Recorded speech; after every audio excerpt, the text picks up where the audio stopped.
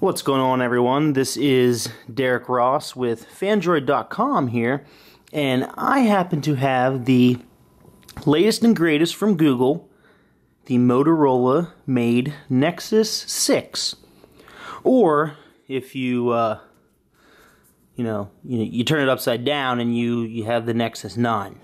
So, anyways, bad jokes aside here, I've been waiting to unbox this thing since about 11 o'clock today. It's now about 7 p.m. and I can't wait anymore. A little bit more flair on this box compared to previous Nexus boxes. We got some color, and then it's not just plain Jane, so I like it. All right, so looks like we got some perforation here. Could probably use my fingernail or pop that open, but you know what? Let's just go ahead and use some scissors here and cut that open here. See what we got. Oh no!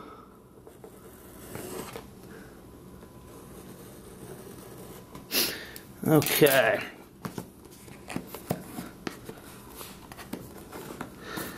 And if I give it a little shake, a phone should appear. And there we have it.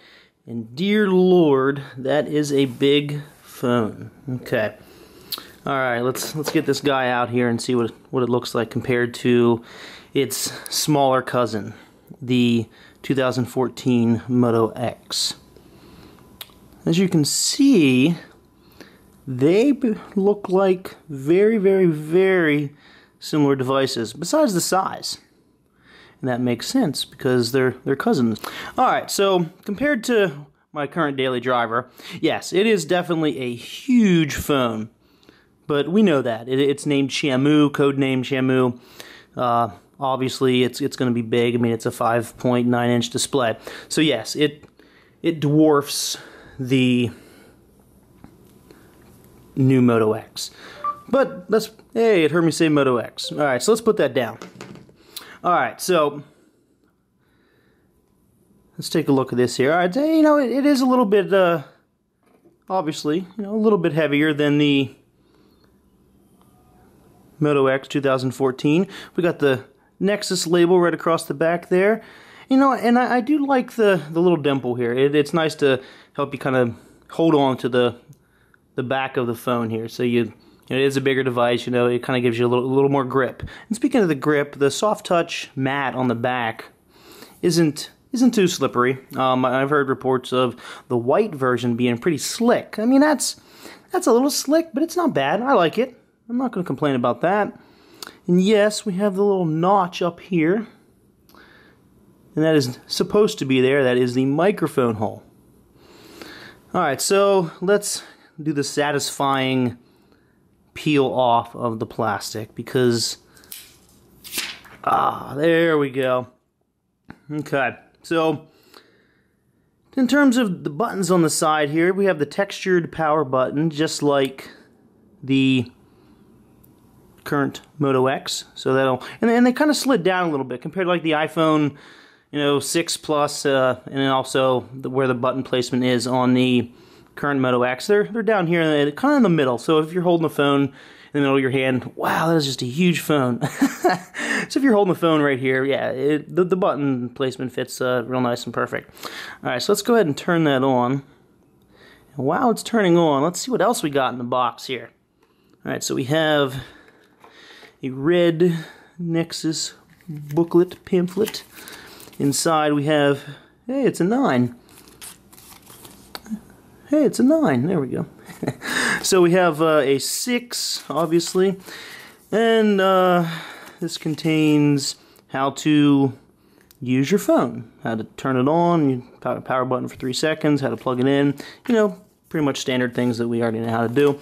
We have a SIM tool to eject the SIM tray and so forth, and safety and warranty information. Alright, we don't need that. We don't care about that. Alright, so what else we got here? This should be the charging brick and USB cable. This is the turbocharger, Motorola's turbocharger. That should give us tons of juice in just a short amount of time. We'll set that over there for now. And I think that's probably it. Yep, that's it.